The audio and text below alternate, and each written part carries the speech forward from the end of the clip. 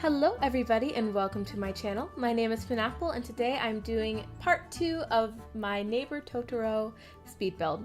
I guess maybe it should be my Neighbor Totoro speed build, grammatically. But yeah, so in part 1 we did most of the layout, and all of the sort of paint and like wallpaper and flooring choices. And then in this episode, we're going to be doing some of the finishing touches on the build. Like right here, I'm messing with the doors for this sort of hallway area, which I spent so much time on. I was so indecisive about it, mostly because the doors I end up going with are very modern looking, like the doors on the white section of the house. But anyways, so we're also going to be doing the interior decorating. And so this part and the last part, I had a lot of stop and go that I had to cut out. Not so much for this one. This was a little bit easier, but I still did use reference pictures. I'm out of breath all of a sudden. I was talking too fast, so now I'm that was probably really attractive. I'm so happy that you guys could share that moment with me. Awkwardly smiling. But yeah. So right now, I'm adding in just little things to make the build look a bit better, like making those doors match the type of wood. And then I think, yeah, I'm about to be doing the bathrooms. And so the bathroom that I put off of the bedroom definitely isn't correct. I'm pretty sure there isn't a bathroom there, but I had the space and I figured because we really only had one bathroom that we might want one more. So this lot has 3 toilets and then 1 tub, which is a little bit weird. But I figured the more bathrooms, the better.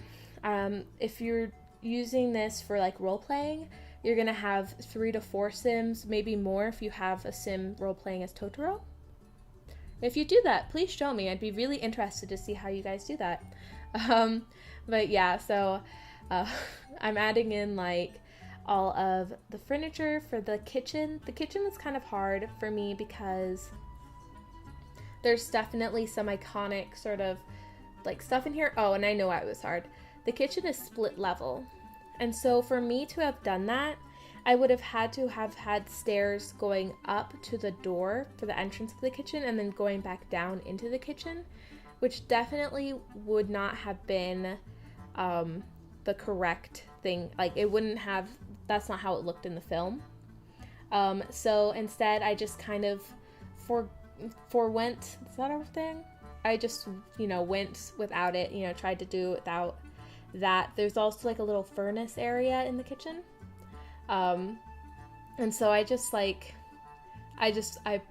didn't use that because it would have looked weird. So, the kitchen kind of looks how it looks. And I think it looks okay. It looks okay. And so for the bedroom, these futons, they're not actually futons, they're the mattresses, the air mattresses from the outdoor retreat game pack. And so that kind of bugs me because they're really low quality beds. But they look the closest to futons, even though they're still really high off of the ground. They're also brightly colored, which is nice. But yeah, so that's kind of a bummer. But like I was saying in the last build, there really isn't that much sort of Asian inspired architecture. So we kind of work with what we work with. But yeah, so here I'm doing the office, and my goal for this office was to make it as messy with as many books as possible. The dad in Totoro is a professor, and so he has 80,000 books. And when I was putting together the screenshots for this and comparing, I wish I would put that lamp on the other side, because it's actually on the other side of the table. That's not a huge thing. I don't even know why I'm telling you, but it is. So yeah. I also, one of my favorite things in this little room is I put in this gardening set, because in the movie May, is the flower lady. She grabs flowers for her dad, so you'll see that soon. Here's the pile of books. I ended up rearranging the room, and so I had to move all the books. There's the gardening kit, super cute. I just put it over there on the floor. There are a lot of little things in this build that I sort of added, and so I'm like, part of me is like tempted to point all of them out, like, oh, here's this, oh, here's that, but then this video would be super long. Like, for instance, I just put flowers on the desk, 2 yellow flowers, which are supposed to mimic the dandelions that May put. So, yeah. So, like I said in the first part of this, the exterior of the build, I think, is a lot more canon or more accurate to the film than the interior is, and that's because it's a little bit harder to get a good idea of layout. And so here I am making the dining room, and to make it so that it actually looks like the dining room in there, I used a table and then like towels to mimic cushions. And so that's not a usable dining room anymore. Like, Sims can't use that at all. It's just for show. And so in this area here, I wasn't quite sure what it was originally. It looked like just an entryway area, but to make it so that there was still a dining space in the house, I added in a dining room there. So, like, that's not accurate, but I think it makes sense for just the limitations we have in The Sims 4. But yeah, I spent a lot of time on this build, trying to decide what I should add from the movie and what I should forego, because there definitely were things that I could have added, but I thought they just looked too weird and out of place, whereas in the movie, I think I said book before, but I meant movie. But in the movie, they looked just fine.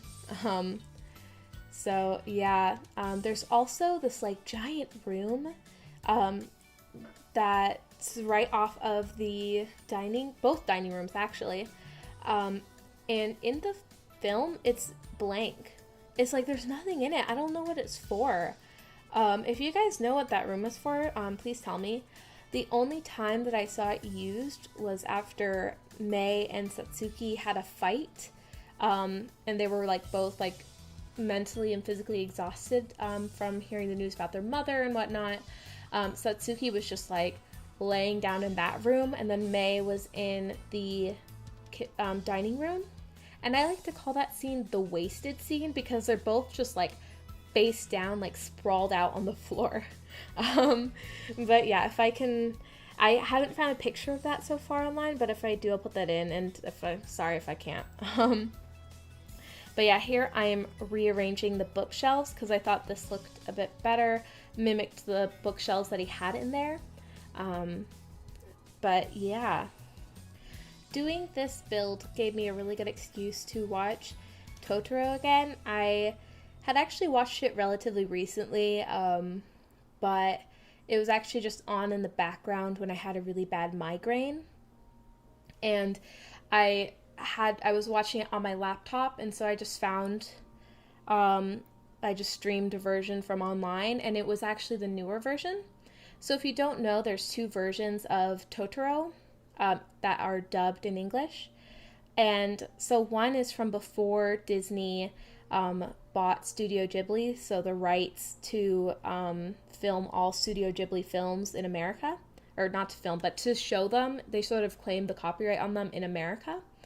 And so when they did that, they redid the voice acting on a lot of the movies. And so this gave me an opportunity to watch it again with the older version that I have, which I personally love. If you guys have seen the older version, you know, tell me down below, do you like the voice acting in that better? Because I do. I love it so much more. I also like the song at the beginning in the first one a lot better, because the singer sounds a lot less forced. Instead of like just peppy, in the new one she sounds like she's like yelling at you practically.